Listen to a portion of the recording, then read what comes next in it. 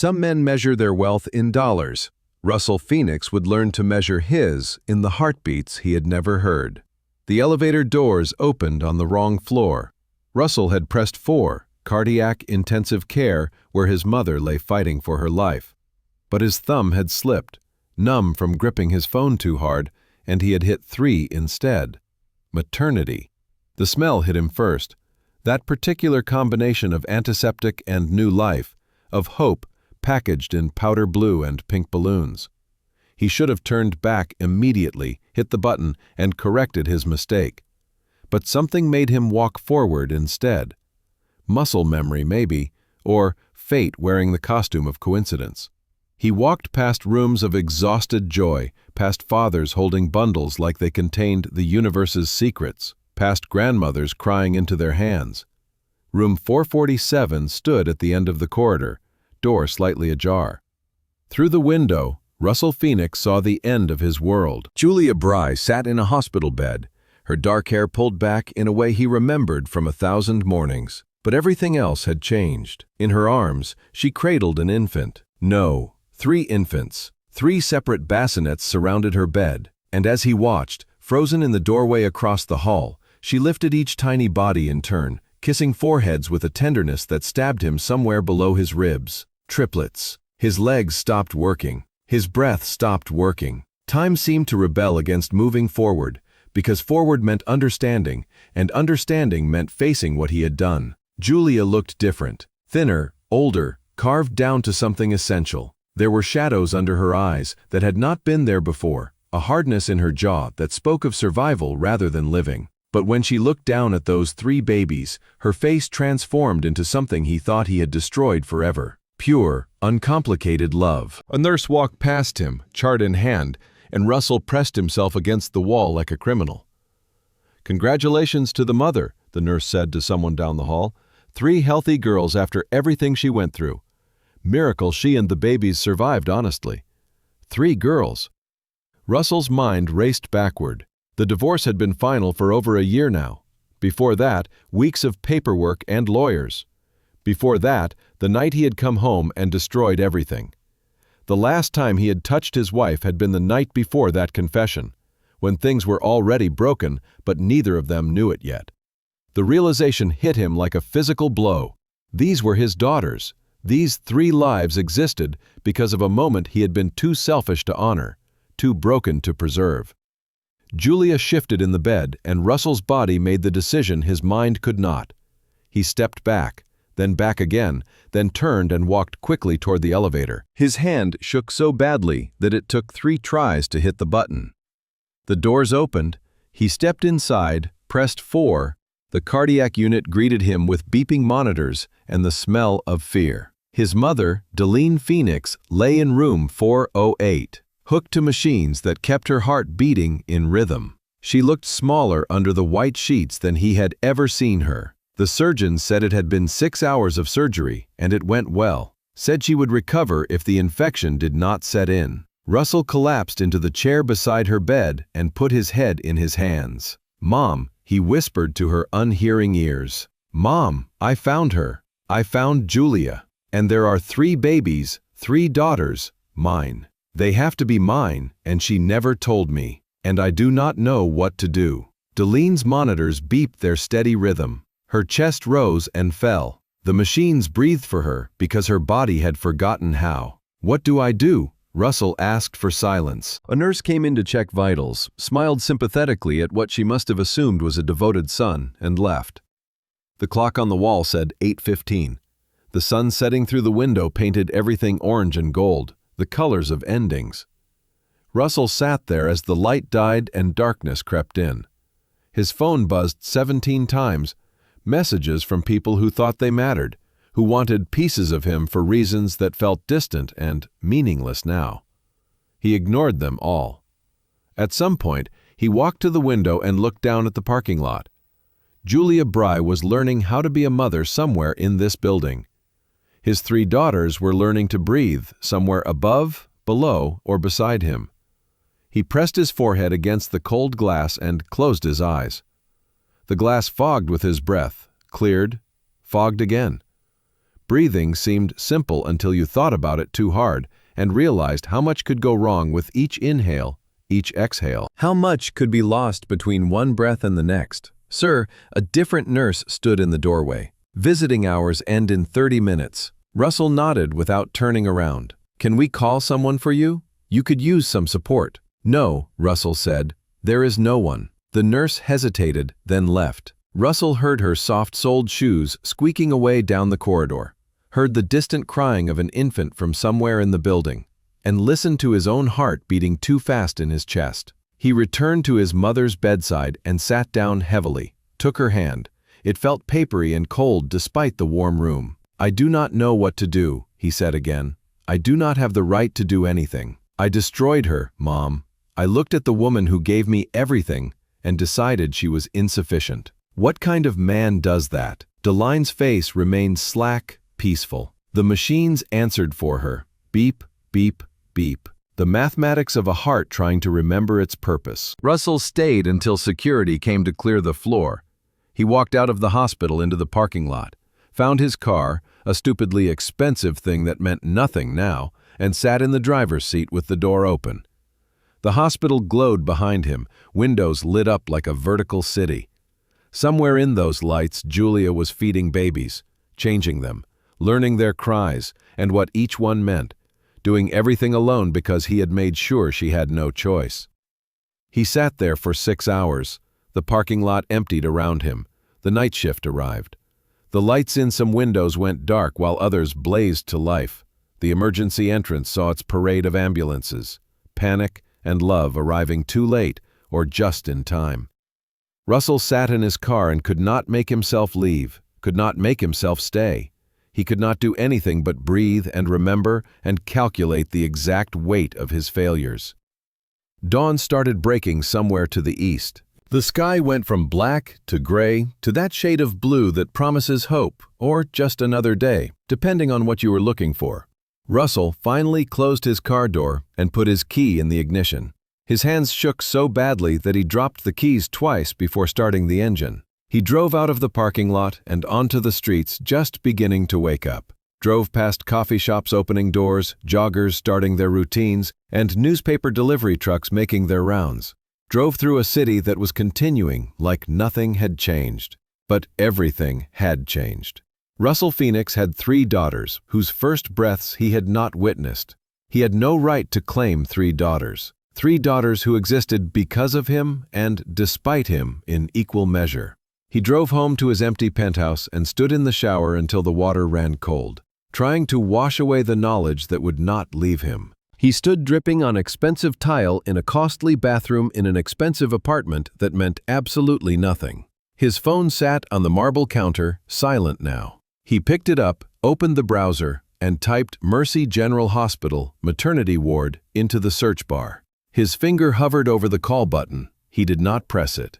Instead, he set the phone down, walked to his bedroom, lay on top of the covers, fully dressed, stared at the ceiling, watched the sun rise through his floor-to-ceiling windows, and painted his failures in shades of gold. Julia Bry held 3 babies somewhere across the city and did not know he knew. He did not know he had seen her and did not think he was lying here, trying to figure out how to deserve even one moment of their lives. The sun climbed higher, the day began. Russell did not move. His phone buzzed one more time. A reminder about something he was supposed to do, someone he was supposed to meet, some obligation that belonged to a version of him that no longer existed. He closed his eyes and saw 3 bassinets, saw Julia's face as she kissed 3 foreheads, saw the entire future he destroyed before it even began. Russell did not sleep. Sleep required peace or exhaustion, and he had neither, only the grinding loop of memory playing behind his eyes. He returned to the hospital before 7. His mother was still unconscious, still breathing through machines. The surgeon had said recovery would take days. Russell pulled the chair close to her bed. "I need to tell you something," he said to her, closing his eyes. "I need to say it out loud because if I do not, I think it will kill me." The machines beeped their steady response. Outside the window, the city went about its business. "Do you remember when I first brought Julia home?" Russell's voice cracked. "You opened the door, and she was so nervous she could not stop talking. Told you about her grandmother who raised her, about the violin, about how she had been alone for so long. He wiped his eyes. You pulled her into a hug before she had even finished introducing herself. Said, "Any girl who makes my boy smile like that does not need to be nervous in this house." She cried right there in the doorway. You just held her and told her she was family now. The memory felt like swallowing glass. We got married in your backyard, Russell continued. We could not afford a real venue. Julia wore a white dress from a consignment shop and carried flowers from your garden. When I saw her walking toward me, Mom, I thought my heart would stop. She looked at me like I was worth something and good. He pressed his hands against his eyes. We lived in that apartment on Riverside. Julia taught violin lessons to kids after school, played weddings on weekends, worked at the diner on nights a week, and never complained. She would come home exhausted, with blisters on her fingers from playing, and she would still ask about my day, still want to hear about my designs. The machines kept their rhythm, beep, beep, beep. I was trying to build something, Russell said. You remember the prototype? I was so sure it would work, but no one would listen. I pitched to many people who looked at me like I was wasting their time. He shifted in the chair. Julia believed anyway. When I wanted to quit, she would not let me. She said, "You are going to change things, Russell." I know you are. She sold her grandmother's china set to buy me materials, ate rice and canned vegetables so I could have protein. She sacrificed everything while I chased this dream. Russell stood, started pacing, and then it worked. The prototype tested perfectly. I got funding. Everything exploded. Suddenly, I was going to galas and dinners and meetings with important people. And Julia was still Julia, still teaching kids, wearing thrift store clothes, and coming home tired. The city below looked cold and gray. People started making comments, Russell said quietly. Your wife did not come to the dinner. Julia seems uncomfortable at these events. Little things made me start seeing her through different eyes. Russell turned back to his mother. I started feeling ashamed of the woman who had given me everything. I would see her at parties trying to converse with people who looked right through her, and instead of being angry at them, I was embarrassed by her. His voice broke. There was a conference. I got set up for dinner, and afterward we went to the hotel bar. There was a woman there. I do not even remember her name, Mom. I destroyed my marriage for a woman whose name I do not remember. He sank back into the chair. I slept with her, betrayed everything Julia and I had built, and the worst part was that I felt powerful doing it. I was finally the kind of man who could have affairs, expensive suits, and a life that did not smell like thrift stores and sacrifice. The confession hung in the air like smoke. I came home and told her. I do not know why. Maybe I wanted her to leave me so I would not have to be the villain. Perhaps I just wanted to hurt her because I had already hurt myself. I said, Julia, I slept with someone else, and I think we should get divorced. Just like that, cold. And do you know what she did? She just looked at me, did not cry, did not scream, just looked at me for a long time, then nodded and said, okay. Russell's shoulders shook. That was it. Okay. She moved out that week. The divorce papers came soon after. She signed everything, did not fight for anything, just signed and left. He wiped his eyes. I thought I would feel free, but I felt empty, like I had taken everything good in my life and set it on fire to watch it burn. The machines kept their steady count. The sun climbed higher in the sky. And now I know, Russell whispered. She was pregnant when I did that to her, carrying our daughters when I said I wanted a divorce, growing 3 lives inside her body while I was destroying the life we had built together. He lay his head on the edge of her bed. What do I do, Mom? How do I fix this? Deline did not answer. The machines responded instead. Beep, beep, beep. Russell stayed until a nurse came to check his vitals, walked out into the hallway in a daze. He found himself at the information desk. Maternity ward, he said. There was a woman, Julia Bry. She had triplets, 3 girls. The volunteer smiled warmly. Oh yes, Wren, Sparrow, and Lark. Bird names for all 3. The mother said her grandmother was a bird expert. Russell gripped the edge of the desk. Bird names? He repeated. Yes, is that not lovely? No, Russell said. I am nobody, He walked away, found himself in front of room 447 again, but the door was closed now and the blinds were drawn. He stood there for minutes, hand raised to knock before forcing himself to leave. Bird names. Julia had once told him that she would name them after birds if they ever had daughters. So they will always know how to fly, she had said, so they will never feel trapped. She had named their daughters to fly away, away from him, away from the cage he had built with his selfishness and shame. Russell walked out of the hospital into the cold morning air, got in his car and sat there, hands on the steering wheel, going nowhere. Finally, he drove. No destination, just movement, because staying still meant thinking. He ended up at their old apartment on Riverside. The building looked the same, still shabby and home to people scraping by. He sat across the street and stared at the third-floor window where they had lived. That window had been their world once. Behind that glass, Julia had made dinner on a hot plate. Behind that glass, they danced to music from a radio station with only 3 stations.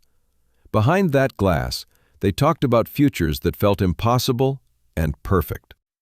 Russell put his head on the steering wheel and finally let himself break. Delene woke on the 3rd day. Russell was there when her eyes opened. When she tried to speak around the breathing tube, the nurses came quickly, checked monitors, and adjusted things. When they removed the tube, the first thing she said was, "Your face looks like death. What happened?" Russell had rehearsed 100 ways to tell her. "I saw Julia. She had 3 babies, triplets. They are mine, Mom, and she never told me." Delene closed her eyes. "I know." The room tilted. "What?" "Julia told me the day before she signed the divorce papers.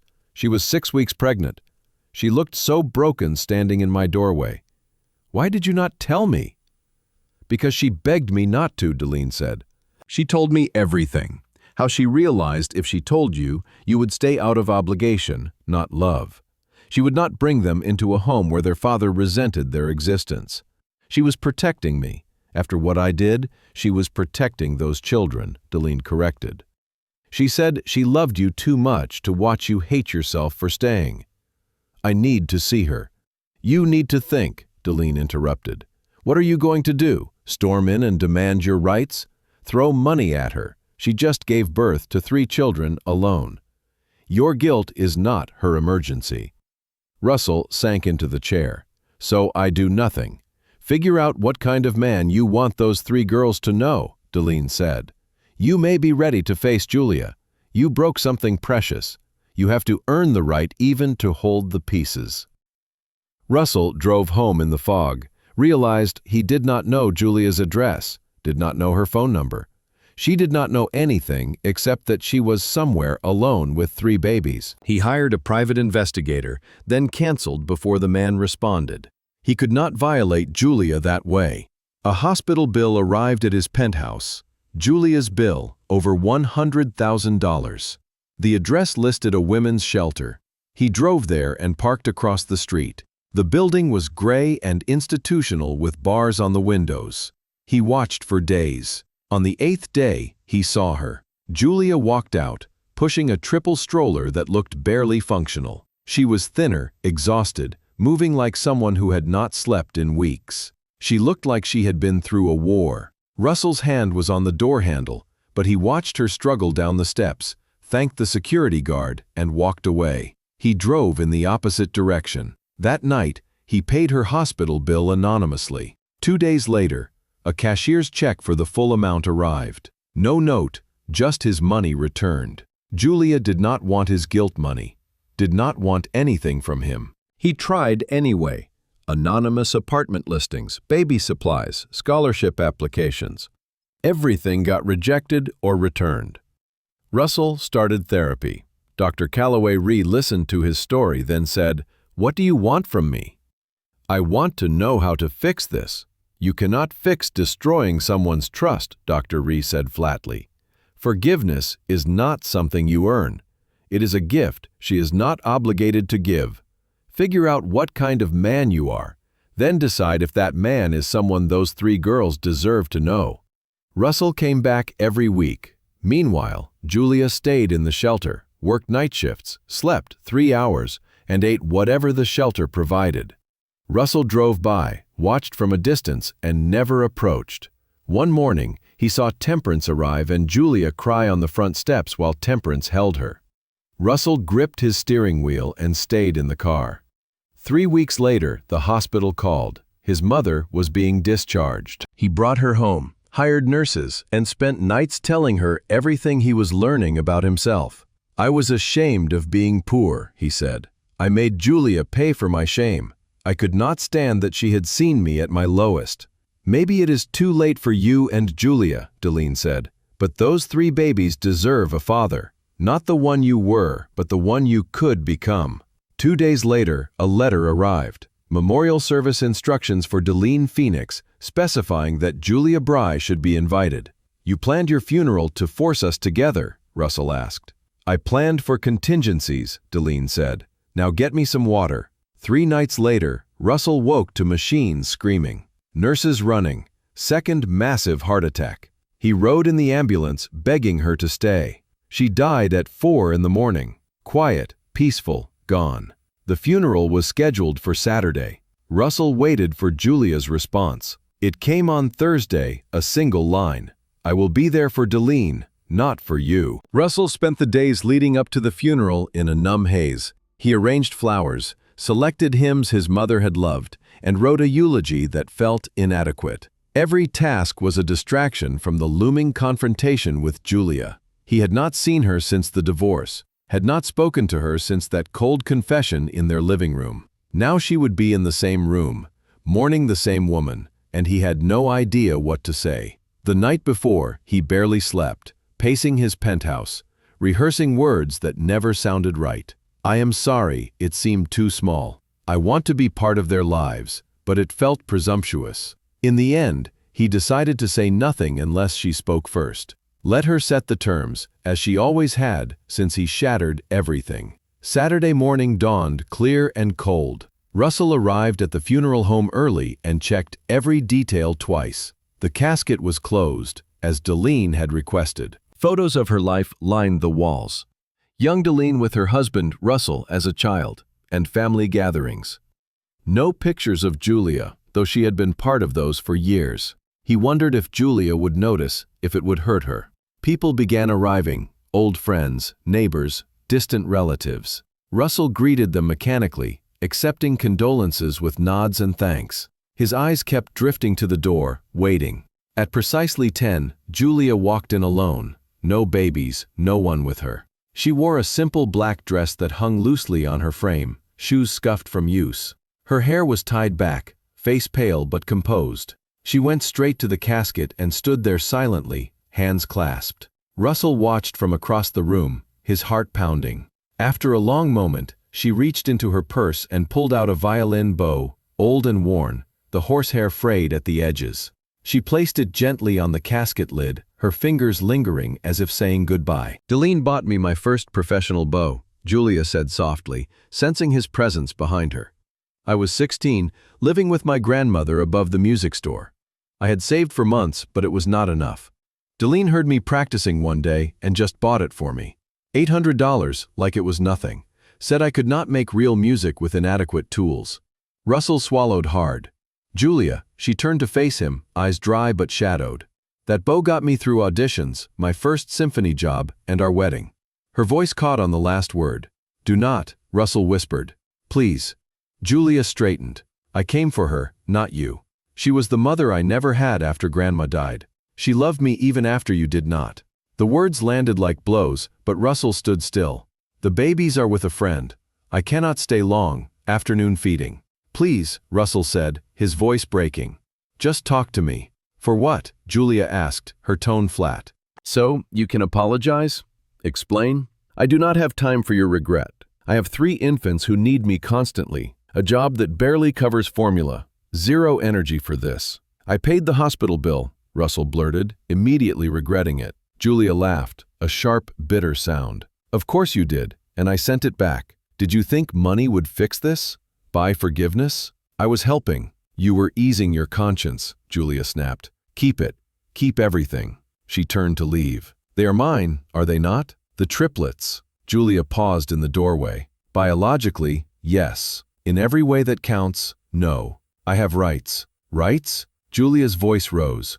You talk about rights? You were not there for the pregnancy, the bed rest, the delivery, where I almost died. You were not there for any of it, so please do not lecture me on rights. I did not know, because I chose not to tell you, Julia said. You made it clear I was an embarrassment. Our life was something to escape. I protected them from a father who would resent them. Russell felt the world spin. I would not have. You would, Julia said. They would feel it. Children always do. So I took the choice away. A few mourners arrived, glancing curiously.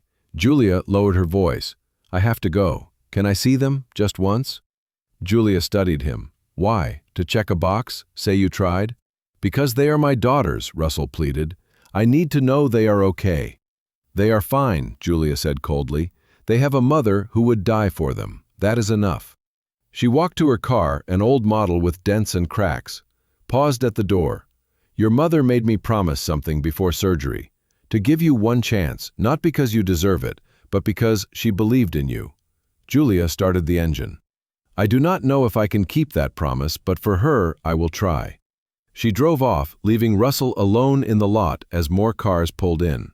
He returned inside and went through the motions of the service. Delivered a fumbling eulogy about his mother's belief in change. People clapped politely. Afterward, Julia was gone. Russell buried his mother alone, in every sense that mattered. The days after blurred into grief and resolve. He threw himself into therapy, unpacking years of shame. Dr. Ree pushed him hard. You cannot buy redemption, you earn it by becoming better. Russell nodded, committed. He would wait for Julia's signal, prove himself worthy of that one chance. For now, he lived with the silence, the weight of what he had lost. Julia arrived at the funeral home alone, no babies, no temperance, just her, wearing a black dress that looked borrowed and shoes that had seen too many miles. She walked through the doors at exactly 10 in the morning. The service started at 10:30 and went directly to the closed casket. Russell watched from across the room. He had arrived at 8 to make sure everything was perfect. He had spent 2 hours arranging chairs, checking flower placements, and doing anything to avoid thinking about what would happen when Julia walked in. Now she was here, and he could not breathe. She stood in front of Delene's casket for a long time. Then she opened her purse and pulled something out, a violin bow, old, worn, the horsehair frayed. She placed it gently on top of the casket, her hand lingering there momentarily. Delene bought me my first professional bow, Julia said without turning around. Russell realized she knew he was watching. I lived with my grandmother above the music store when I was 16. I had been playing on a student bow for years, saving for a real one. Delene came into the store one day, heard me playing, and bought the bow right there. $800, just handed it to me and said, "You cannot make music like that with inadequate tools." She finally turned to face him. Her eyes were dry but devastated. That bow carried me through every important performance of my life. My conservatory audition, my first professional symphony, my wedding. Russell's throat closed. Julia, do not, she said quietly. Do not say anything. I came because I loved your mother. She was the only mother I ever had after my grandmother died. She was kind to me when I had no one. And when you destroyed our marriage, she did not stop loving me, even when she probably should have, to make things easier on you. She walked past him toward the door. The babies are with Temperance. I need to get back before the afternoon feeding. I cannot stay for the service. Please, Russell said. Please wait. Julia stopped, did not turn around. For what? So you can apologize again. So you can explain why you are suddenly interested in being a father. I do not have time for your guilt, Russell. I have 3 infants who need me every 2 hours. I have a job that barely pays for formula. I have precisely 0 energy for whatever this is. I paid your hospital bill, Russell said. The words came out desperate and wrong.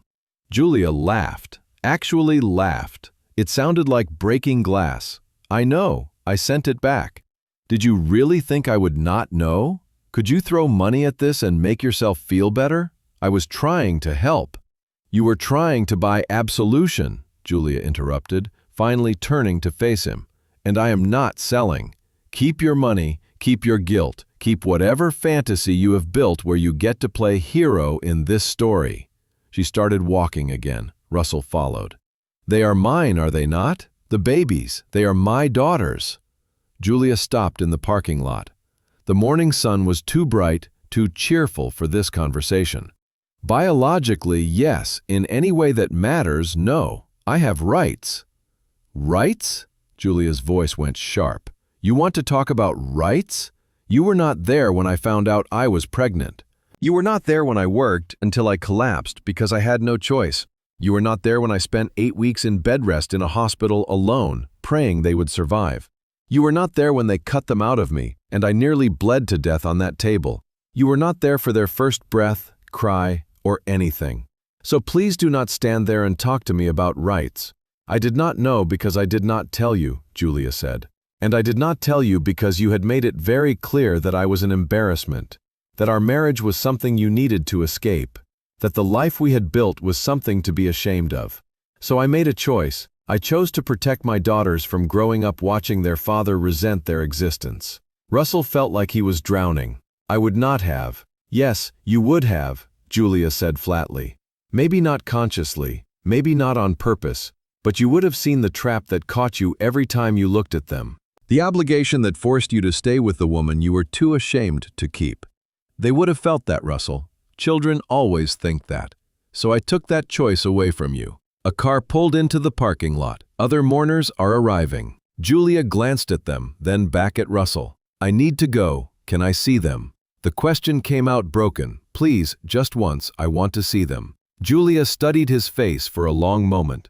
"Why? So you can tell yourself you tried. You can check a box that says you attempted to be a father." "Because they are my daughters," Russell said, "and I know I have no right to them. I know I destroyed everything. But they exist, Julia. They are real, and I need to see them. I need to know they are okay." "They are fine," Julia said coldly. "They have a mother who would die for them. That is more than enough." She walked to her car. It was 15 years old, with a dent in the driver's side and a crack across the windshield. She opened the door, then paused. "Your mother made me promise something before she went into surgery. She made me promise that if anything happened to her, I would give you a chance, one chance. Not because you deserve it, but because she believed you could become someone who did." Julia got in the car. "I do not know if I can keep that promise, but I am going to try for her, not for you." She started the engine. Russell stood there helplessly. "What do I need to do?" "Figure out who you actually are," Julia said through the open window. "Not the man who betrayed me, not the man drowning in guilt. The real you underneath all the performance. Then we can talk, maybe." She drove away, leaving Russell standing in the parking lot as other cars pulled in around him. People getting out, dressed in black, coming to mourn their mother. People who would expect him to deliver a eulogy, shake hands, and accept condolences. Russell walked back inside. The funeral home staff had everything ready. The flowers were perfect. The chairs were arranged. The program he had written listed Delyn's accomplishments and the people who loved her. The bow still rested on top of the casket. People started arriving. Delyn's friends from church, neighbors from the old house, former colleagues. They hugged Russell, told him how sorry they were, and shared memories of his mother. Russell stood there, nodded, thanked them, and felt empty. When it was time for the service to begin, everyone took their seats. Russell walked to the front and looked at 50 people waiting for him to say something meaningful about loss, love, and the woman who had raised him. He opened his mouth. Nothing came out. The silence stretched. People shifted uncomfortably. Russell looked down at the notes he had prepared. All the right words were there, all the appropriate sentiments about life and death and cherishing memories. "My mother," he finally said, "believed people could change. She thought it even when the evidence suggested otherwise. She believed it about me even after I gave her every reason not to." He paused, took a breath. "I destroyed something precious because I was ashamed of being loved by someone who had seen me at my worst. My mother tried to teach me that being seen, being truly known, was a gift. But I did not understand that until it was too late." Someone in the back coughed. "Until I had thrown away everything that mattered." Russell kept going. "She kept loving me anyway, even when I did not deserve it, even when loving me probably hurt. She kept believing I could become someone worth believing in." His voice cracked. I do not know if I can, but I will try because that is what she would have wanted me to try instead of just talking about trying. He could not say anything else, just stood there looking at his mother's casket with a violin bow on top, and felt the weight of every mistake he had ever made pressing down on his shoulders. Someone started clapping, then another person, then the whole room. Russell did not understand why. He had barely said anything, had fumbled through the worst eulogy in history. But they were clapping anyway, for his honesty maybe, or for Deline, who had raised a son who could still somehow manage to be honest when it mattered. The rest of the service passed in a blur. People spoke, they sang hymns, they shared memories. Russell stood and sat when prompted, and felt like he was watching himself from afar. Afterward, he saw Julia's car still in the parking lot. She was sitting in the driver's seat, engine off, watching him through the windshield. Russell walked over slowly. She rolled down the window. "That was the worst eulogy I have ever heard," she said, "and also the most honest." "I don't know how to do this," Russell admitted. "Any of this, being a father, facing you, becoming someone different. I don't have a plan, strategy, or idea what I am doing." Julia looked at him for a long time. "Your mother told me something once." She said, "The difference between a good man and an evil man is not whether he makes mistakes. It is whether he is willing to face what those mistakes cost." She started her engine. The car sputtered, coughed, caught. "You want a chance, fine, one chance. But it is on my terms. You do not get to decide how this goes. You do not get to show up with money, grand gestures, or explanations. You show up when I say. You do what I say. You accept whatever scraps I am willing to give you. And if you miss even once or disappoint me even once, you are done forever. Understand?" Russell nodded. "I understand. Come to my address on Saturday morning, 10 sharp, not 9:59, not 10:01, 10. She handed him a piece of paper with an address written on it. "And, Russell, do not bring anything. No gifts, no money, no apologies, just you."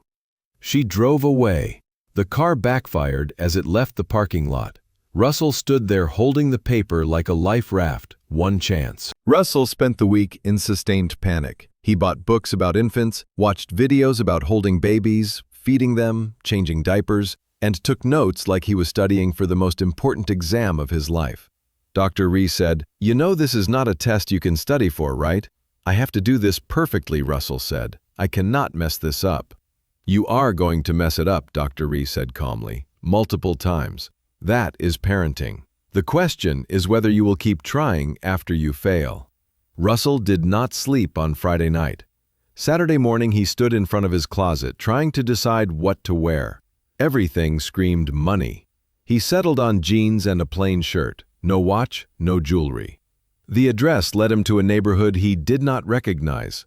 Buildings that needed paint and repair. Cars that ran on hope.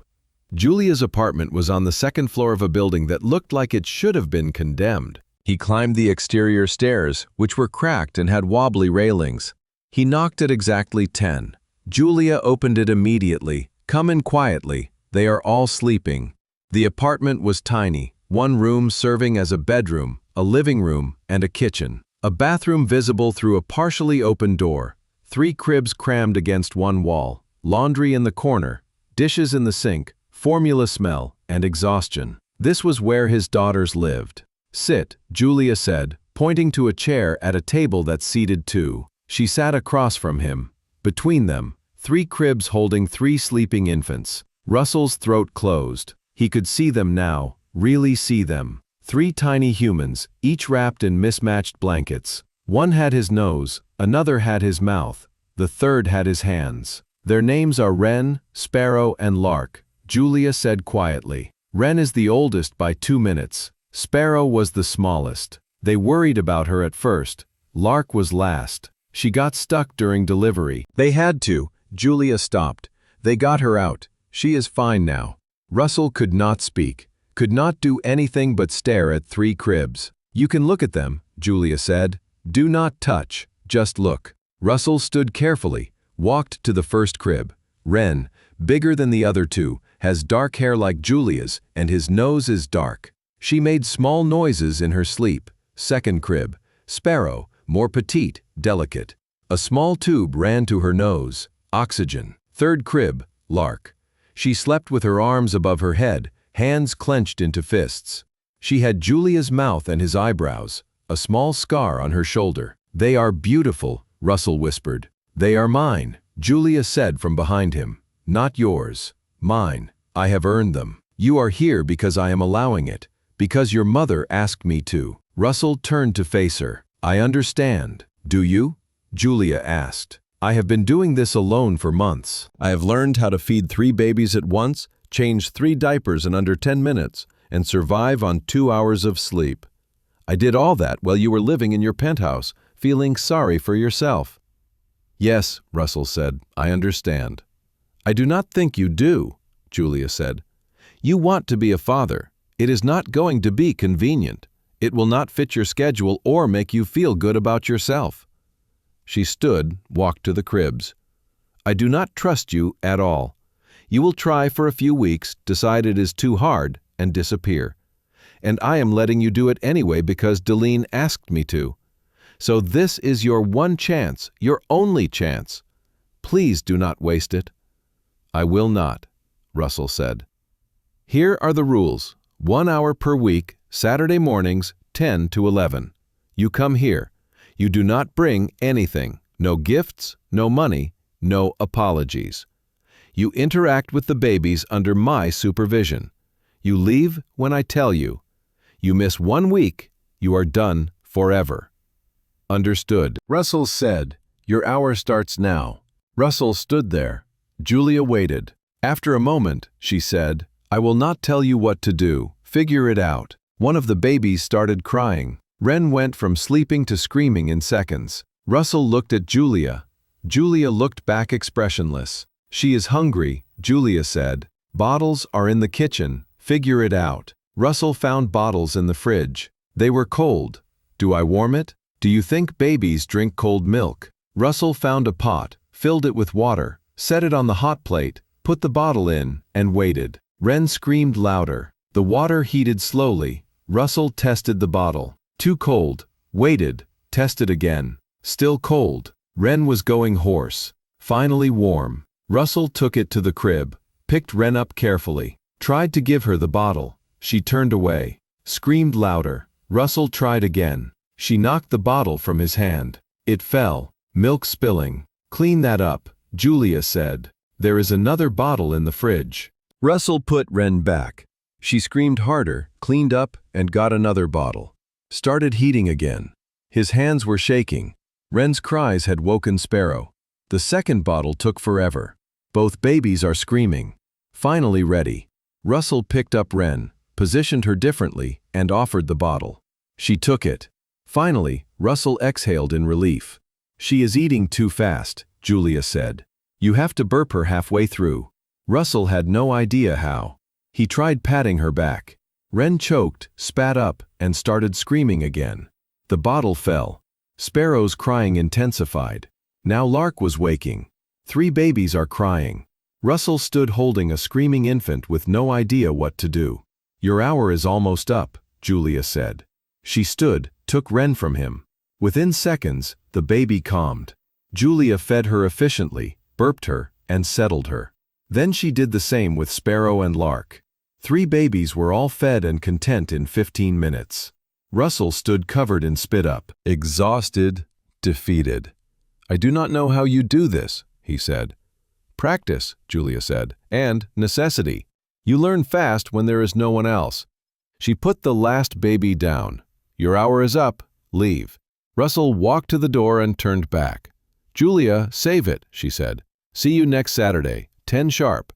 He left, walked down the stairs to his car, sat in the driver's seat and put his head on the steering wheel. He had failed. 1 baby, 1 hour. Complete disaster. But Julia had said, "See you next Saturday, another chance." Russell drove home and immediately started researching, bought a doll, practiced for hours, watched videos until his eyes burned. Week 2. Russell arrived at 10, having barely slept. He had practiced. He was ready. Julia opened the door. "Come in." Same setup, 3 cribs, 3 babies. Julia is at the table. Your hour starts now. Russell waited. All 3 babies were awake but quiet. He approached the cribs. Can I hold one? If you can manage it. Russell picked up Lark carefully. She was so light. He supported her head properly. She looked up at him with dark eyes and made a slight noise. Talk to her, Julia said. Babies need to hear voices. Hi, Lark. I am Russell, and I am sorry I have not been here. I am here now, and I am going to try to be better. Lark blinked at him, then vomited all over his shirt. Russell froze. Lark started crying. He looked at Julia helplessly. Did I do something wrong? She has reflux, Julia said. It happens sometimes. Clean yourself up, bathroom. Russell cleaned up, changed Lark's clothes, fumbled through it, but managed. His hour was not half over, and he was already exhausted. Try feeding Sparrow, Julia said. Russell went through the process, heating the bottle, picking her up, and positioning her, this time slightly better. Sparrow ate slowly. He remembered to burp her. She spit up anyway, but less. Better, Julia said. Not praise exactly, but not criticism either. When his hour was up, Russell left feeling marginally less defeated. He had not failed this time. He could learn. He would learn for them. Week 13. Russell arrived at 10 sharp to find a note taped to Julia's door. In the hospital, do not come. His heart stopped. He knocked anyway. No answer. He called through the door. Nothing. He stood there for 10 minutes, panic rising before Temperance appeared on the stairs. She collapsed yesterday, Temperance said without preamble, passed out while feeding the babies. I took her to the hospital. They are keeping her for observation. The girls are with me, Temperance interrupted. And before you ask, no, you cannot see them. Julia's instructions were obvious. If anything happened to her, I am in charge, not you. Russell leaned against the wall. Is she okay? Severe exhaustion, malnutrition, dehydration. She has been skipping meals to make formula money stretch further. Temperance crossed her arms. You have been coming here for 3 months. Did you not notice she was starving herself? Russell had noticed. He had asked. Julia had shut him down. What hospital? I am not telling you that, Temperance said. She does not want to see you. Please, Russell said. I need to know she is okay. Temperance studied him. She is terrified, she finally said. She fears you will use it as leverage if she takes your help or accepts anything. That you will claim she is an unfit mother, or that you deserve more custody because you have been supporting her. She would rather starve than give you ammunition.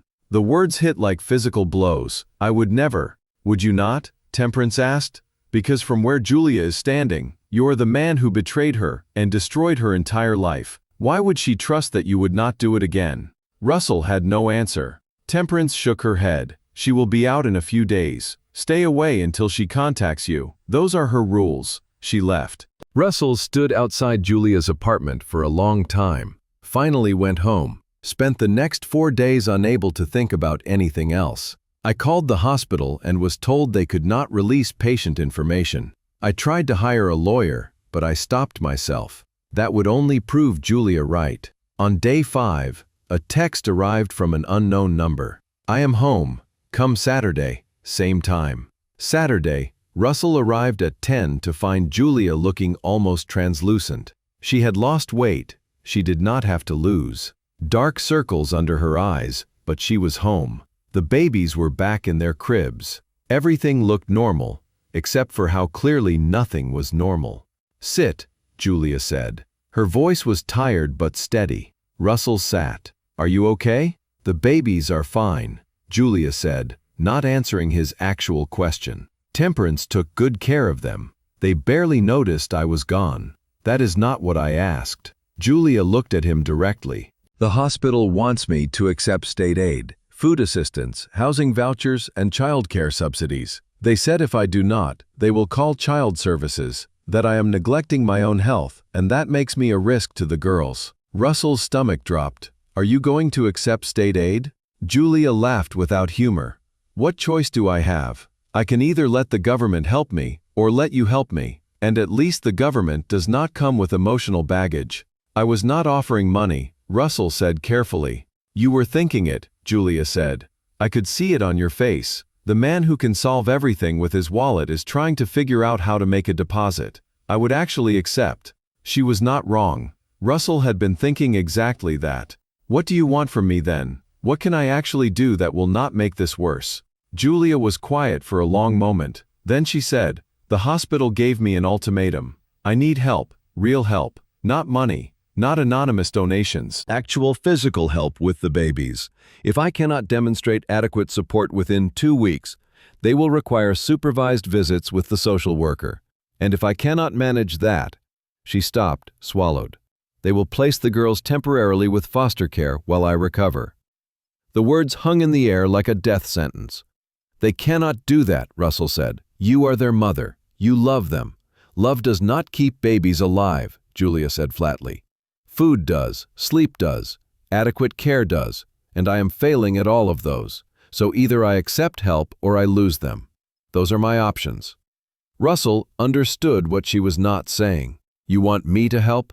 "I do not want anything from you," Julia corrected, "but I need something, and since the only other person I have is Temperance, and she has her own family to care for, that leaves you.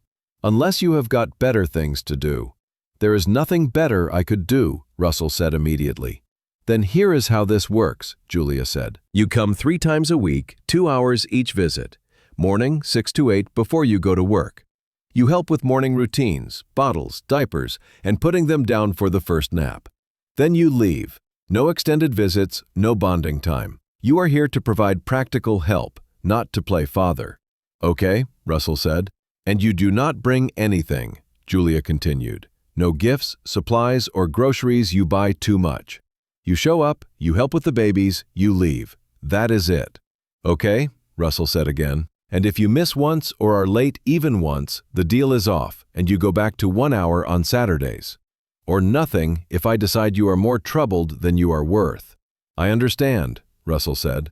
Julia looked at him suspiciously. "You are agreeing too easily." "Because I am grateful you are even considering this," Russell said honestly. "Because I know what it costs you to ask me for help. Because I will take any time with my daughters that you are willing to give." Julia's jaw tightened. "Do not make this about gratitude or fatherhood or any of that. This is about survival. I am using you as free labor because I have no other choice. That is all this is." "Okay," Russell said. "Stop saying okay," Julia snapped. "Stop being so agreeable. Argue with me. Tell me you deserve more. Tell me you have rights. Please give me a reason to send you away." Russell met her eyes. "I am not going to fight with you. You are drowning, and I am part of the reason why. If you allow me to keep you afloat, I will take it on whatever terms you set." Julia looked away. "I do not trust you. I know. You are going to use this to try to take them from me, to build some case that I am unfit and you are the better option." "I will not," Russell said. "I swear to you, I will not." "Your promises do not mean anything to me," Julia said. "You promised to love me. You promised forever. You promised a lot of things, and then you destroyed them all, so your swears are worthless." "Then judge me by my actions," Russell said. "Watch what I do, and if I ever give you reason to think I am trying to take them from you, end this immediately.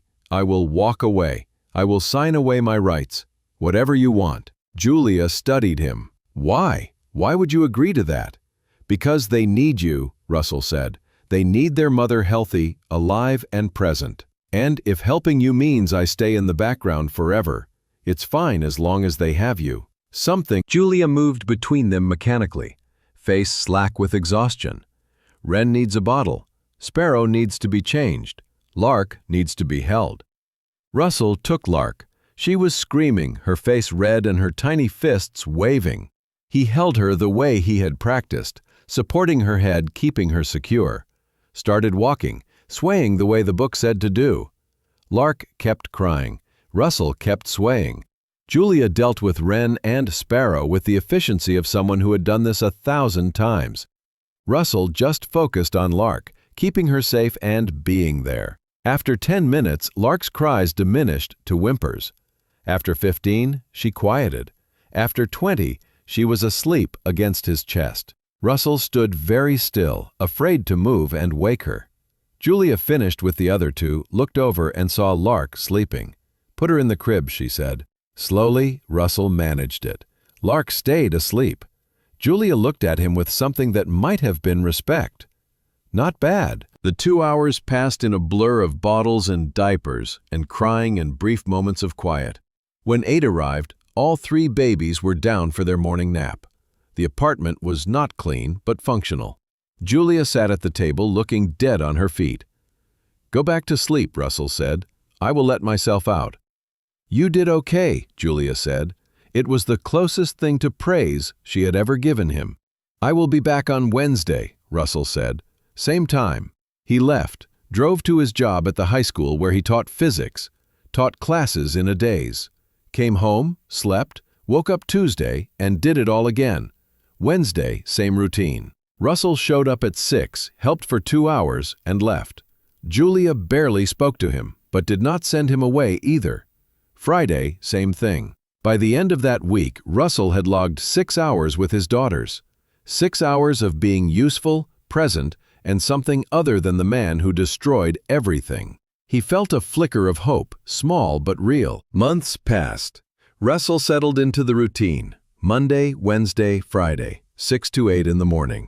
He had given up trying to keep track of time, counting weeks or marking progress. He just showed up, did what needed doing, and left when Julia said to go. The babies grew and started recognizing him. Wren would stop crying when he picked her up. Sparrow smiled when she saw him, an actual smile, not gas. Lark reached for him when he came through the door. Julia stayed distant, polite, functional, but never warm. She would thank him when he did something well and correct him when he messed up, but she never let her guard down, never gave him anything personal. Russell accepted it. This was not about him and Julia anymore. It was about 3 little girls learning to trust him, one bottle at a time. The high school where he taught noticed his exhaustion. His principal called him in. "Russell, you are doing good work here, but falling asleep during department meetings. Is everything okay at home?" "My mother died," Russell said. "It was true, if incomplete.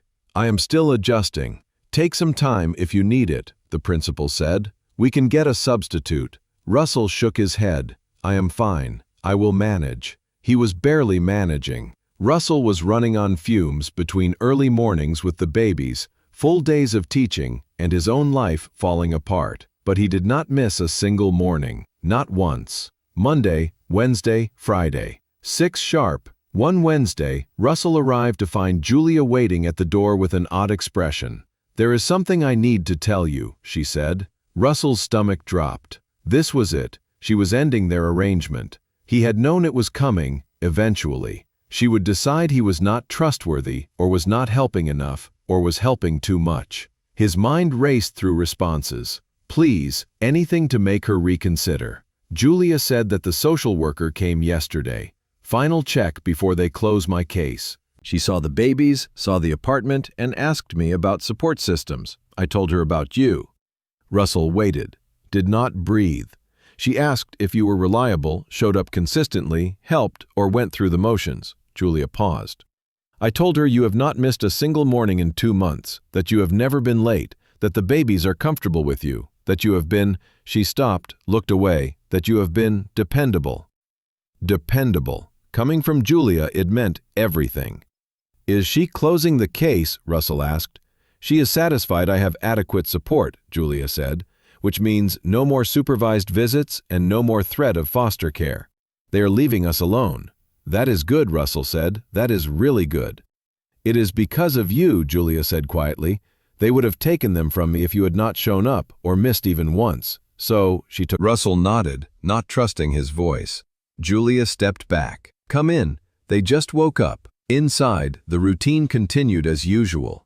Bottles, diapers, and playing with the babies while Julia rested for a few minutes. But something had shifted. Some invisible wall had developed a crack. The following week, Julia started talking about small things.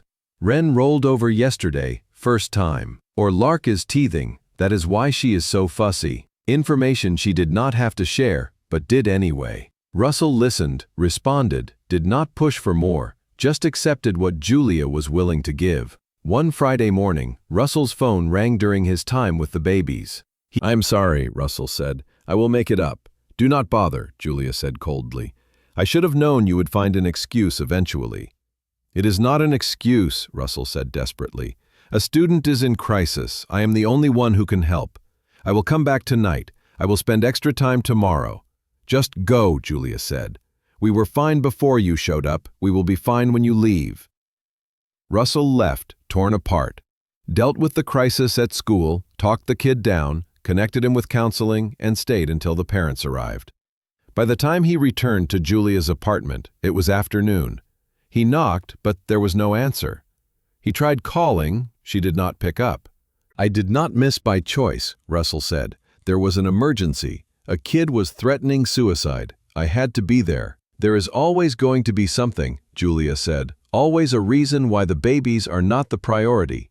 Always some excuse why you cannot show up. I will not put them through that. I will not let them learn to count on you so that you can disappoint them. One emergency in 3 months, Russell said. One, and I am here now. I am standing here asking for my time with my daughters. They are not your daughters, Julia said. They are mine. You are just the man I let in occasionally. You can tell me I am done, but I will be here following Monday at 6 sharp. The Monday after, and every Monday until you physically prevent me from showing up.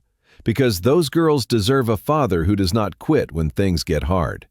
And maybe I have not earned that title yet, but I will keep trying until I do. Julia stared at him. Is it showing up enough? No, Russell said. But it is all I have, so I am giving it, consistently, relentlessly, until you believe it, or until I die trying. Julia's hand. He had fought to stay when leaving would have been easier. Monday morning, 6 sharp, Russell was at the door. Julia opened it without a word, let him in. They worked in silence. At 8, as he was leaving, Julia said, the social worker also asked if you were on the birth certificates. Russell stopped. What did you tell her? That you were not, Julia said. I had left you off because I was unsure if you would stick around. Russell's chest ached. And now? Now I am considering it, Julia said carefully. Not because you deserve it, but because they deserve to have it documented who their father is in case something happens to me. In case they need medical history, she stopped. It is practical, not emotional. Understand? I understand, Russell said. Whatever you decide is fine. I am here either way. Julia nodded. We will see. The weeks continued. The babies grew. Started sitting up on their own, babbling. Wren was the loudest, constantly demanding attention. Sparrow was quieter, more observant. I fed, changed, and held them, and they would not stop, and I am so tired. I am exhausted and do not know how to do this anymore.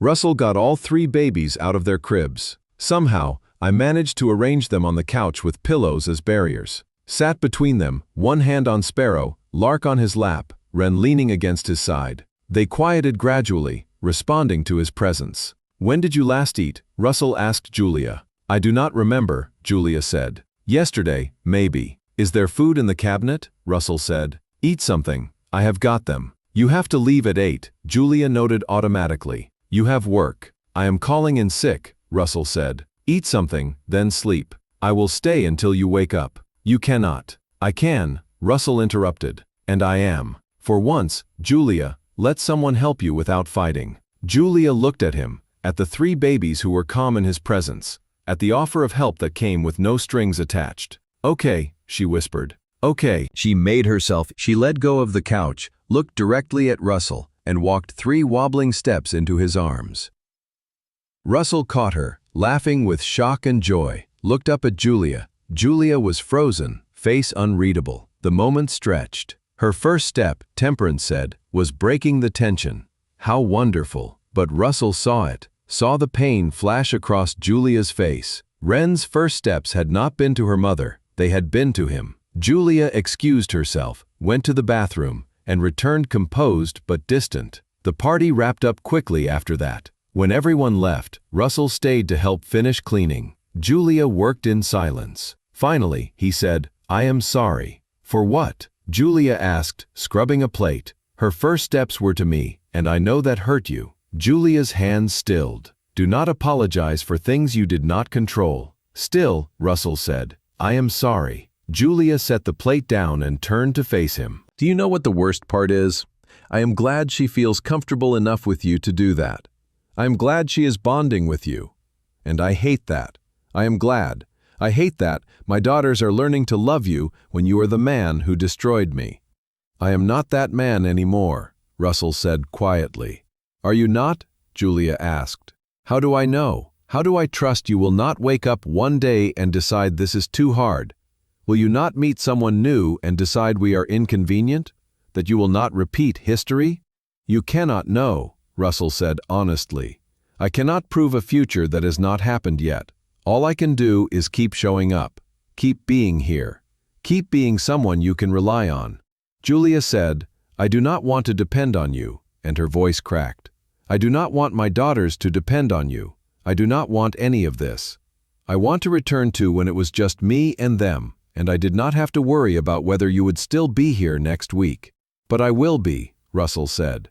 "I will be here next week, and the week after that." "You cannot promise that," Julia said. "I can," Russell said, "and I am. I am promising you right now. I am not going anywhere, not unless you tell me to leave and mean it." Julia looked at him, really looked at him. "I asked you to leave 3 times today," she said. "In my head, I'm watching you with them, seeing how happy they are with you. I wanted to tell you to get out, to stop confusing everything, but I did not. Do you know why?" Russell shook his head. "Because they need you," Julia said.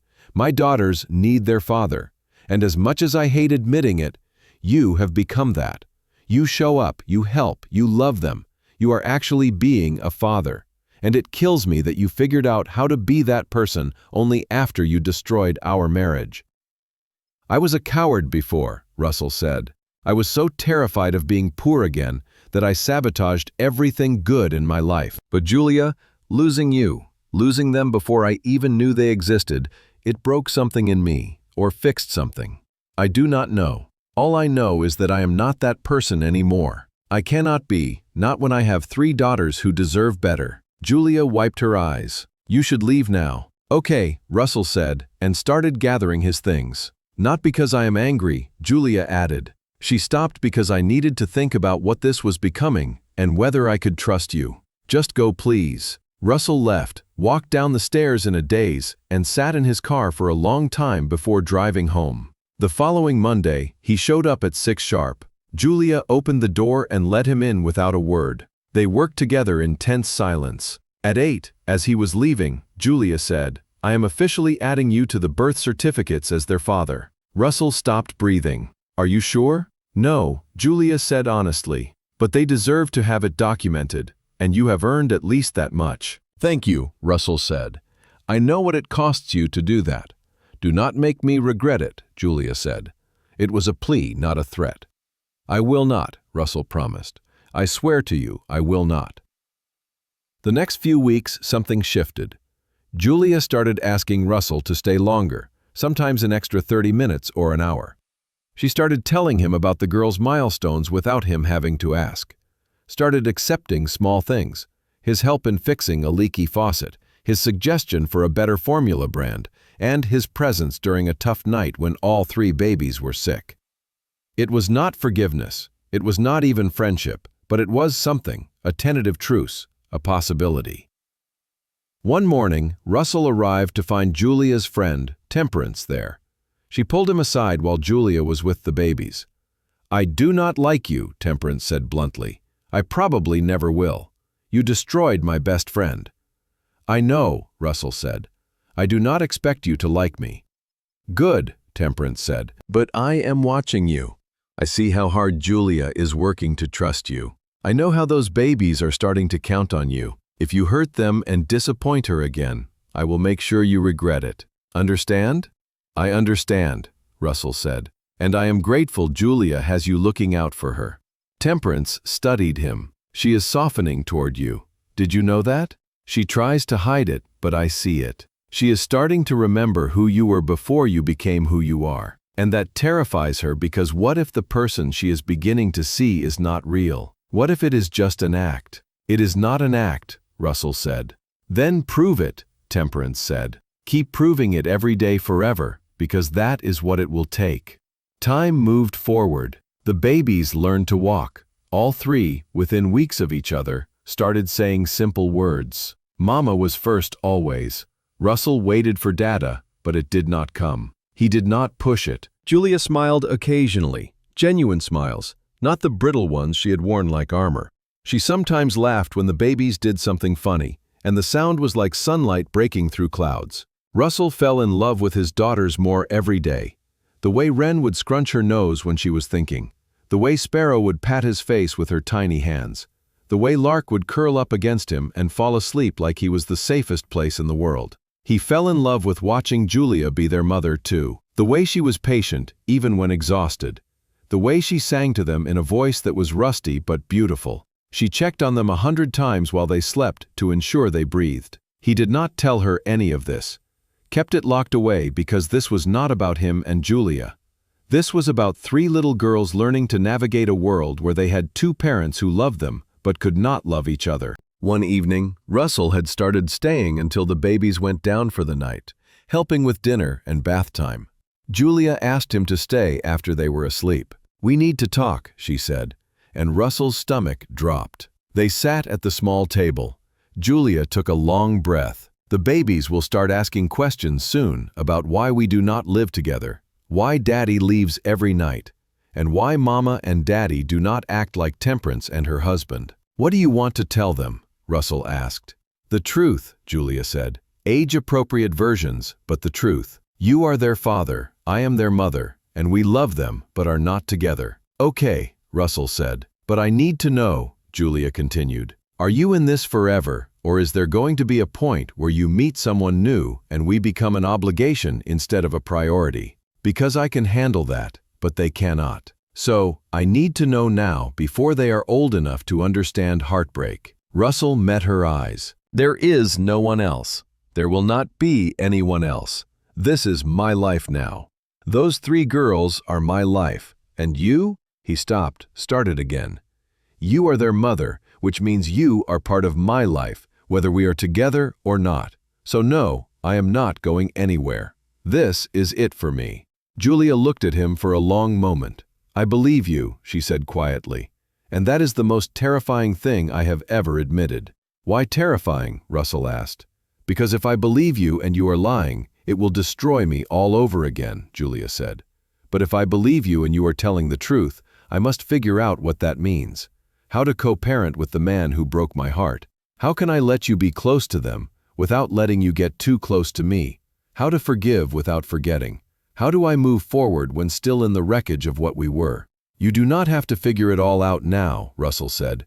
"We can take it one day at a time, one morning at a time, whatever pace you need." Julia nodded. "Okay, but Russell, thank you for showing up, staying, and being what they need. It does not fix what you did, but it matters anyway." It was not forgiveness, but it was acknowledgement. Julia saw him as more than just the man who had hurt her. It was progress. Time passed differently now, not in weeks or months, but in milestones. The first time Sparrow said "da," the first time Lark threw a tantrum, the first time Wren insisted on dressing herself, she came out wearing mismatched everything and enormous pride. Russell was there for all of it, had been there so consistently for so long that his presence became routine, expected. The girls would watch for him in the morning, faces lighting up when he walked through the door. They would drag him into their games, stories, and world. Julia watched it happen, watched her daughters love their father, watched Russell be patient and present, and everything he had not been with her. It created a strange ache. Not jealousy exactly, but something adjacent to it.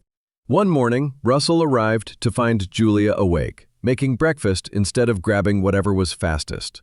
The girls were eating cereal. The apartment was tidier than usual.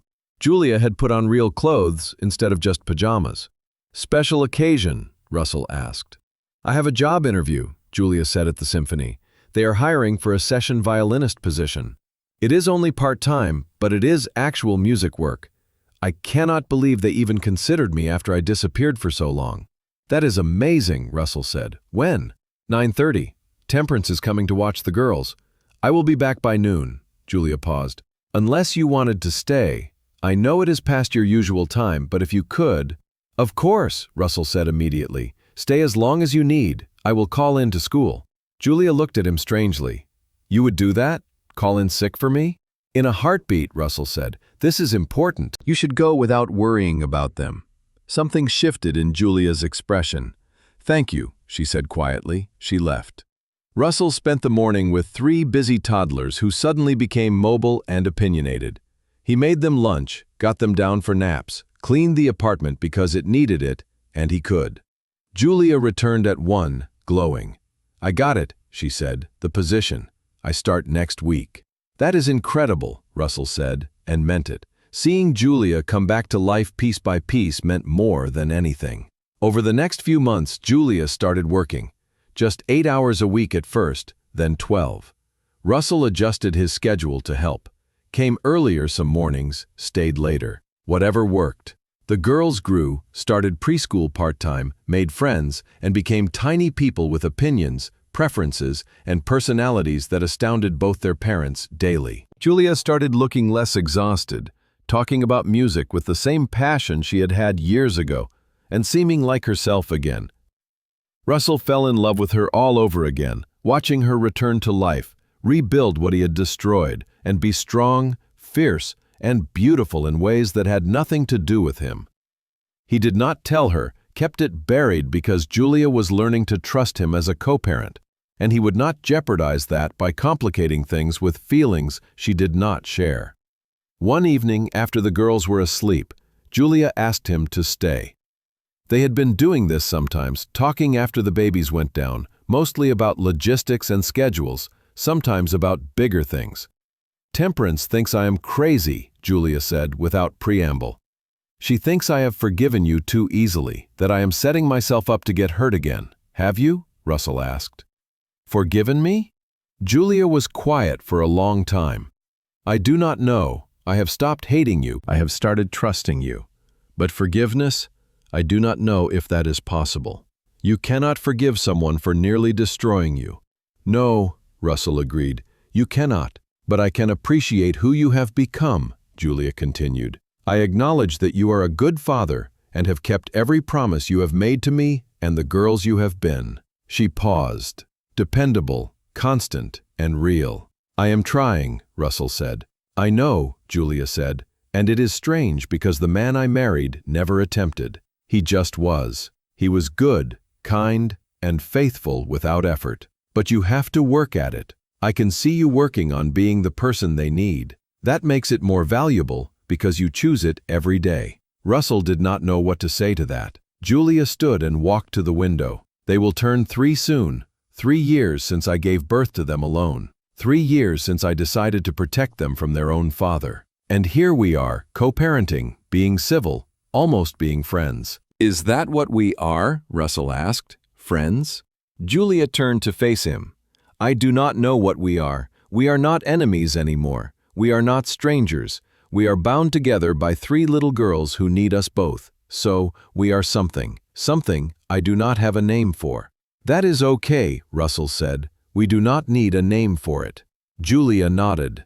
The girls asked me yesterday if you were going to live here, Ren specifically. She said she always wanted you to stay for breakfast, stories, and bedtime. Russell's chest tightened. What did you tell her? That you have your own home, that you visit because you love them, that some families look different than others, and that is okay. Julia paused. She asked if you loved me, too. The question hung in the air. Russell could lie, should lie, keep things simple. But Julia deserved the truth. What did you say? I said I did not know, Julia answered. Because I do not. Do you love me? Russell stood, walked to where she stood, and looked her in the eyes. Yes, I love you. I never stopped loving you, but that does not mean anything because love was not our problem. Trust was, respect was, and I destroyed both of those. So what I feel does not matter. It matters, Julia said quietly. It might not change anything, but it matters. What do you think? Russell asked. About me? Julia took a long breath. I feel confused. I feel angry sometimes at how easy it would be to fall back into loving you. I feel scared that you will disappoint me again if I let myself feel anything. I feel grateful for who you have become and furious that you could not be that person when we were married. I feel, she stopped. I overthink and do not know what to do with any of it. You do not have to do anything with it, Russell said. We can just be whatever we are right now, parents who are learning to work together, people who care about each other's well-being, because it affects our daughters. That is enough. Is it? Julia asked. Is it enough for you? It has to be, Russell said, because asking for more is unfair. Not after what I did. Julia looked at him for a long moment. Then she did something she had not done in over 3 years. She touched his face, gentle, tentative, her palm against his cheek. She whispered, I do not know how to trust you with my heart again, but I am starting to trust you with theirs. That may be where we begin. Russell stood very still. Where do we start? I do not know, Julia admitted, but I am tired of being angry. I am tired of holding on to what happened, as if it were armor. I am tired of pretending that watching you be their father does not make me remember why I loved you in the first place.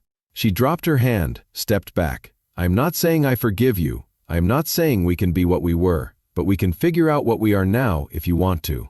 I want to, Russell noted immediately. Whatever that looks like, however long it takes, I want to try. Julia nodded. Okay, then we will try. Slowly, carefully, with no expectations, just trying. It was not a reunion, it was not forgiveness, but it was a possibility, and the possibility was more than Russell had dared hope for. The girl's 3rd birthday arrived. The party was bigger this time, preschool friends and neighbors, and it was a small celebration that felt like joy instead of survival. Russell helped set up and stayed the whole day. Julia let him. When the girls blew out their candles and 3 cakes because they could not agree on one flavor, they looked at both their parents with identical expressions of pure happiness, as if their world was complete. After everyone left and the girls were asleep, Julia and Russell cleaned up in comfortable silence. When they finished, Julia said, Stay, just tonight. Sleep on the couch so you are here when they wake up. They would love that. Russell stayed and woke at dawn to 3 little girls climbing on him, giggling. Julia made breakfast. They ate together like a family.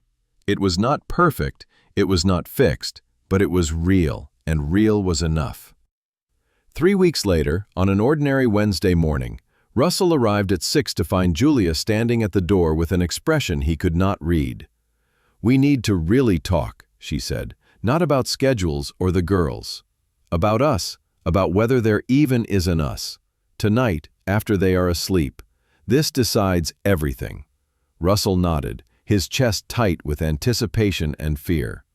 Okay, he spent the day in a fog, teaching his physics classes on autopilot, his mind replaying every moment with Julia over the past months.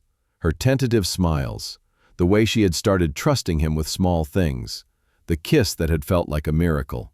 He was terrified of ruining it, saying the wrong thing and losing the fragile possibility they had built. But he was more terrified of not trying.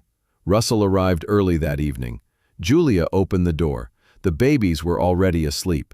She had made coffee. They sat across from each other at her small kitchen table. Julia wrapped her hands around her mug. When you first came back, all I felt was rage. Pure burning rage. You destroyed everything, and then dared to appear like you deserved to be there. I did not deserve anything, Russell said. No, you did not, Julia agreed. But you kept showing up anyway. Even when I was cruel, you just kept coming back. She took a sip of coffee. I told myself you would get tired of the early mornings and the crying and realize it was too hard and disappear again. I was waiting for it. I know, Russell said. But you did not leave, Julia continued.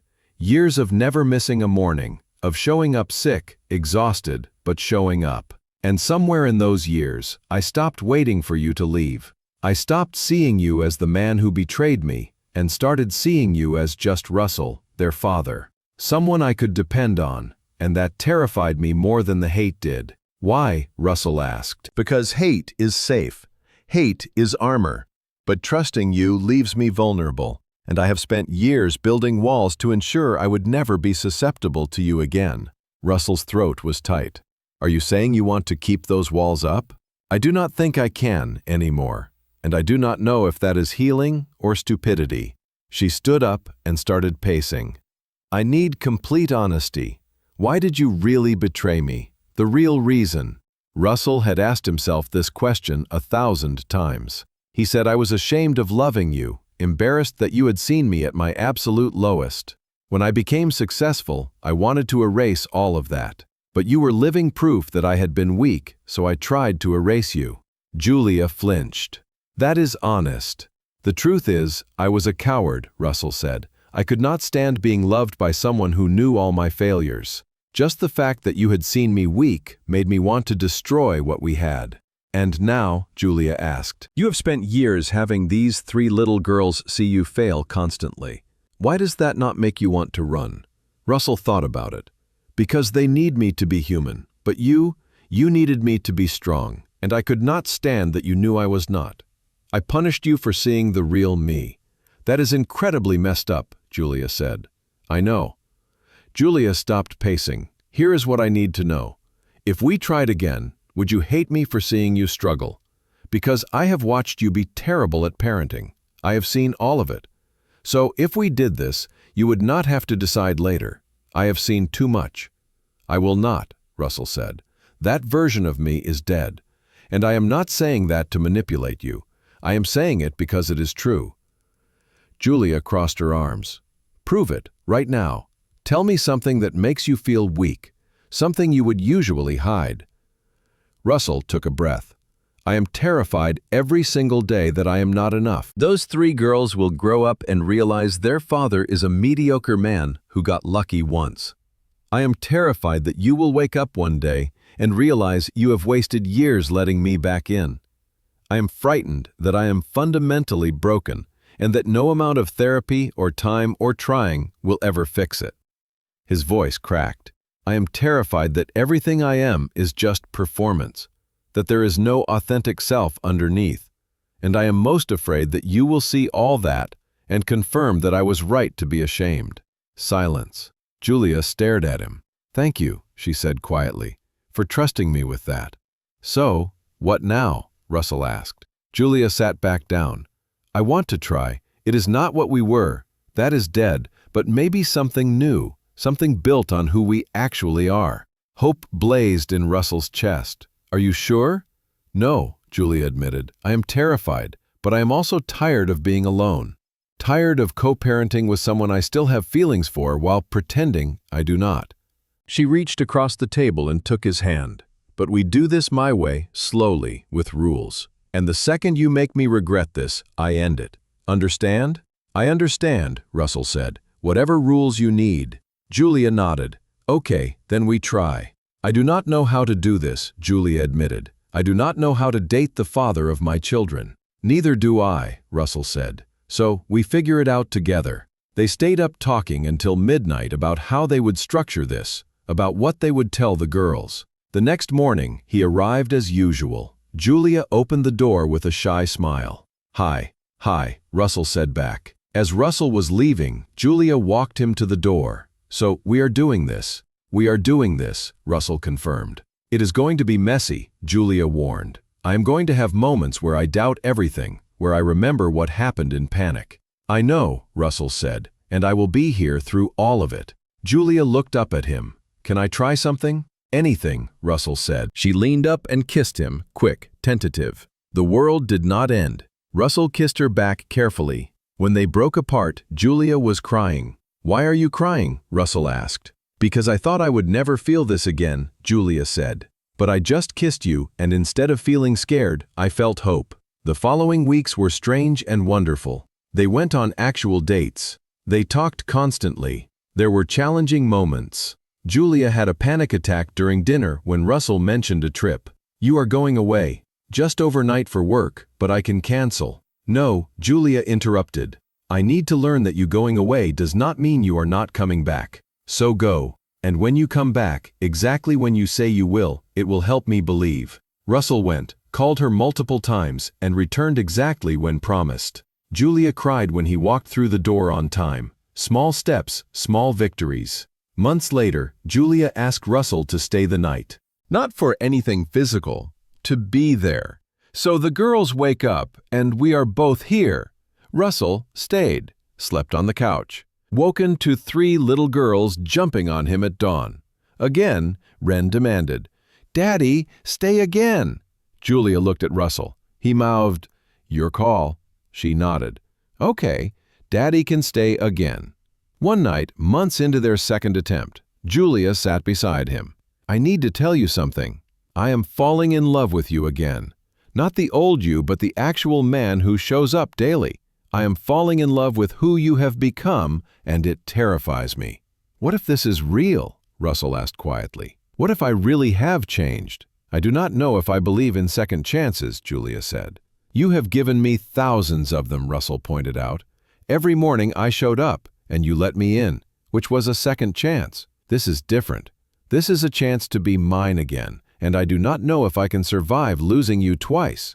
Russell took her hand. "You will not lose me. Julia, I love you. I love the woman you are now, stronger and fiercer and more sure of yourself. I love the mother you have become, all of it." Julia kissed him deeply. When she pulled back, she said, "We might actually make it. Not right now, not smoothly, but eventually." "We will be," Russell said, "whatever it takes." That afternoon, Julia pulled him aside. "Let's tell them. Let them see us being affectionate. Let them know that Mama and Daddy are figuring things out." They kissed, and 3 little voices erupted in giggles from behind them. "You kissing?" Sparrow said, delighted. "Are you and Daddy friends now?" Wren asked. Julia looked at Russell. Together they said, "We are trying to be." "Good," Lark said decisively. "I like when Daddy stays." Julia leaned against Russell. "We are really doing this." "We are," Russell confirmed, "and it is going to be beautiful." The months that followed were a delicate dance of hope and hesitation. Julia and Russell moved forward, their relationship a patchwork of small moments stitched together with cautious trust. They were not the couple they had been before. That life was gone, burned away by betrayal and time. But they were building something new, grounded in who they were now. 2 people shaped by pain, bound by their daughters, and willing to try. Russell kept his promise, showing up every Monday, Wednesday, and Friday at 6 sharp. He helped with the morning chaos of bottles, diapers, and toddler tantrums, his movements more confident now, his presence a steady anchor in the cramped apartment. The girls, Wren, Sparrow, and Lark, had grown into their personalities. Wren was bold, always the first to demand attention, her voice loud and her will fierce. Sparrow was quieter, her observant eyes taking in everything before she acted. Lark was the dreamer, constantly climbing, always reaching for something just out of grasp. Russell loved them fiercely, and they loved him back.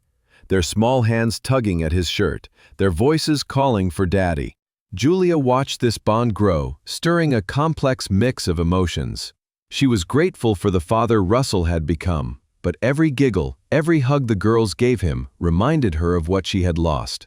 She carried the weight of their past, the memory of his betrayal like a shadow that never entirely faded. Yet, she also saw the man he was becoming, the one who stayed through her panic, listened without pushing, and showed up even when she made it hard. It was confusing, this pull between love and fear, between wanting to trust and needing to protect herself. One evening, after the girls were asleep, Julia and Russell sat at the kitchen table, a routine that had become their own. The apartment was quiet. The only sound was the refrigerator's hum and the occasional creak of the building. Julia sipped her coffee, her fingers tracing the rim of the mug. "I have been thinking," she said, her voice soft but deliberate, "about us, about what this is." Russell looked at her, his heart thudding. "Okay, tell me." "I am scared every day," Julia admitted. "Afraid that I am making a mistake by letting you in. Worried that I am setting the girls up for heartbreak. Scared that I am setting myself up for it. But I am also tired of being scared. I want to believe this is real, that you are real. We can be something more than co-parents." Russell reached for her hand, then stopped, unsure if she would welcome it. "I want that too," he said. "More than anything, but only if you are ready." Julia nodded. "I am, but I need something from you, something big." Russell braced himself. "Anything." "I need you to move closer," Julia said.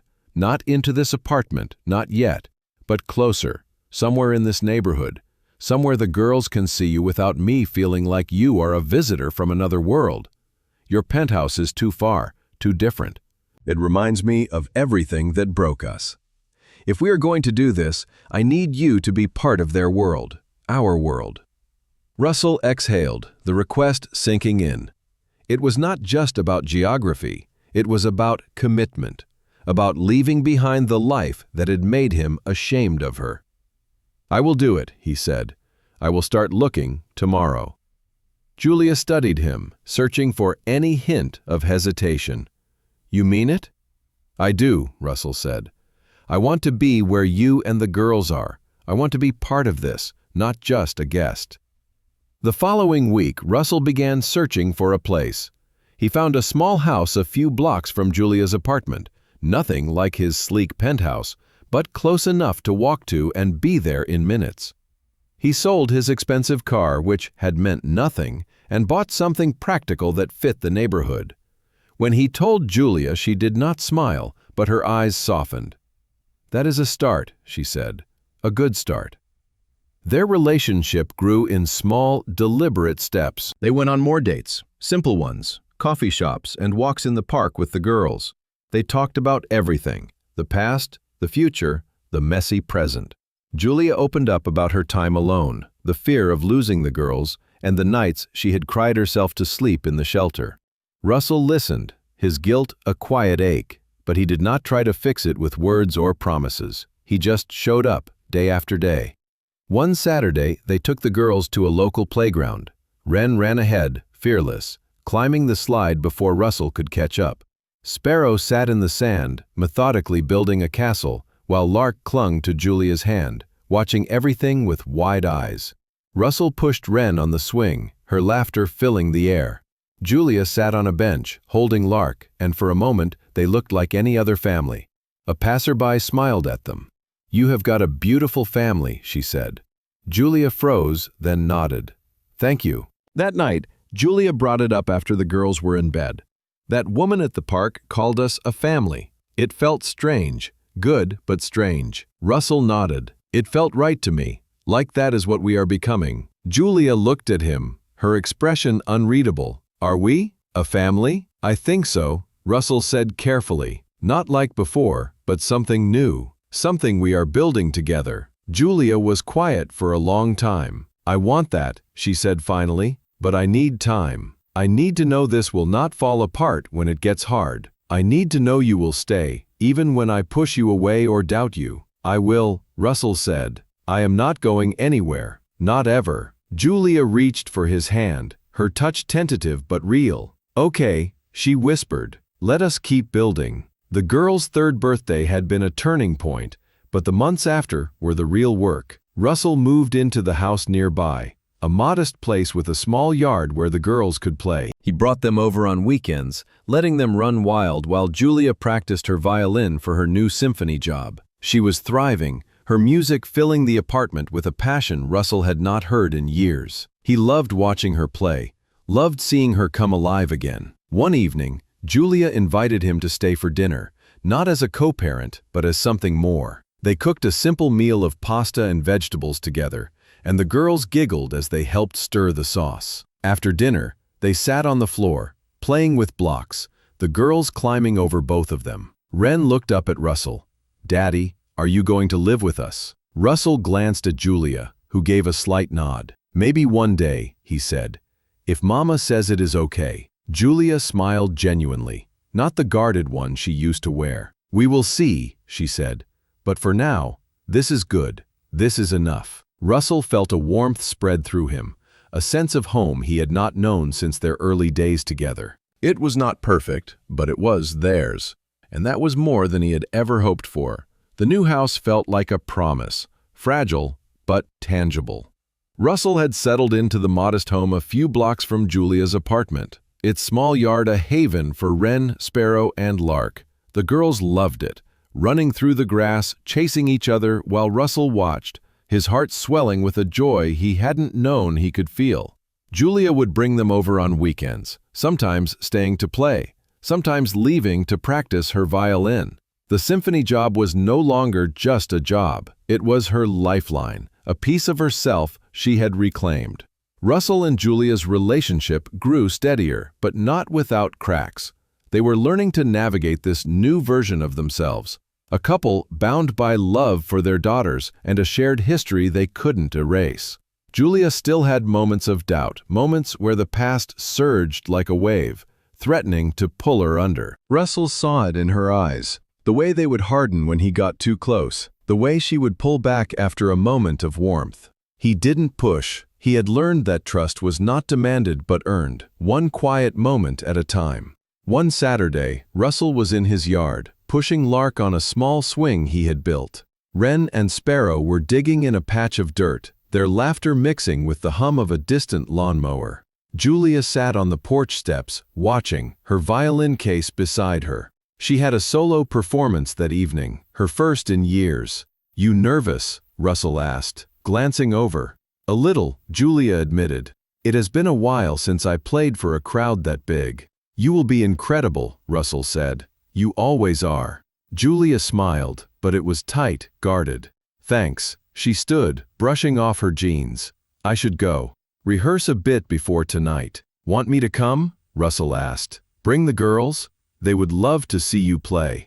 Julia hesitated, then shook her head. "Not this time. It is too late for them, and I need to focus. Next time." "Okay," Russell said, hiding his disappointment. "Break a leg." That evening, after putting the girls to bed in his small spare room, Russell sat in his living room, the silence heavy. He wanted to be there, to see Julia shine, but he respected her boundaries. He pulled out his phone, scrolled through old photos, and found one from their wedding day. Julia held flowers from his mother's garden in that consignment dress, smiling at him like he was her whole world. He closed the app, his chest aching. They were not that couple anymore, but they were something. He held on to that. Julia's performance was a triumph. She texted him late that night, a simple message.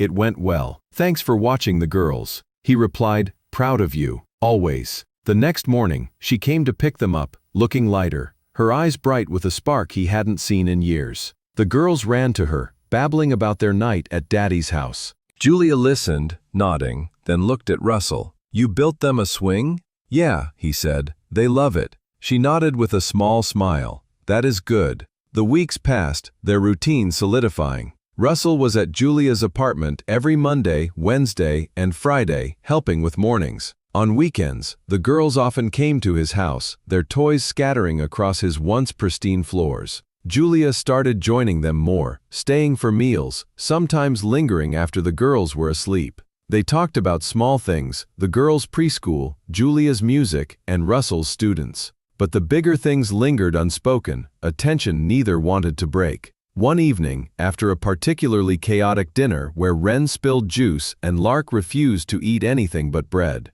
Julia and Russell sat on his couch, exhausted but laughing. The girls were asleep upstairs and the house was quiet. Julia said, leaning back, "I never thought we would get here. Sitting together, laughing like this." "Neither did I," Russell said. "I thought you would hate me forever." "I did," Julia said, her voice soft but honest. "Sometimes I still do, but it is less now. It is different." Russell nodded, not trusting himself to speak. Julia turned to him. "I have been thinking about moving in. Not right away, but maybe soon. The girls love it here, and it is closer to the symphony. But I am scared, Russell. Afraid it will feel too much like before, and I will lose myself again." Russell took a breath. "You will not lose yourself. You are stronger now, and I am not the man I was.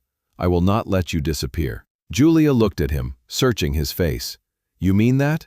"I do," he said. "If you move in, we do it your way, your rules. We make sure you have space for your music and your life. The girls need you whole, and so do I." Julia's eyes glistened. "Okay, let us talk about it more. Not tonight, but soon." Russell nodded, his heart racing. That was enough for now. The following month, they started planning. Julia was cautious, insisting on keeping her apartment until she was sure.